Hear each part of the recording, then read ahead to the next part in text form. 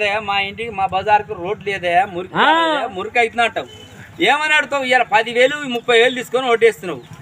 ఆడు రేపు ఏమంటాడే లంజా కొడక నా పిల్లం 10 రోజులు తిన్నావురా 10 రోజులు కోటలు తాగినవురా అని అంటాడు రేపు ఏ ముఖం పెట్టుకొని పోయి అడుగుతావు నీకు ఏది స్వతంత్ర భారతదేశంలో ఇదేనా నాయకత్వం ఇవాళ రాజకీయం చేయాలంటే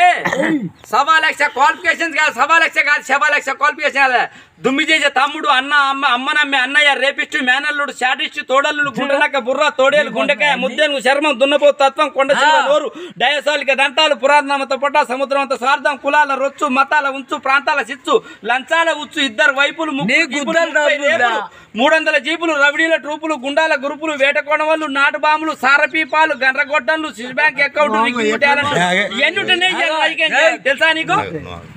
ఏం నీకోసం నీ అన్న తమ్ముడా నీకెందుకు పెట్టడా ఆయన అన్నదమ్ములకే ఒకసారి పగ వస్తే ఆయన పెట్టడు నీకు పెట్టాలని తీట ఆయనకి వాళ్ళ స్వార్థం నీ మీద ఇవాళ 10,000 ఇస్తున్నాడే నీ మీద ₹1,00,000 సంపాదిస్తాడు ఈ రాజకీయం అంటే తిక్కలంగా జనాలు లంగలు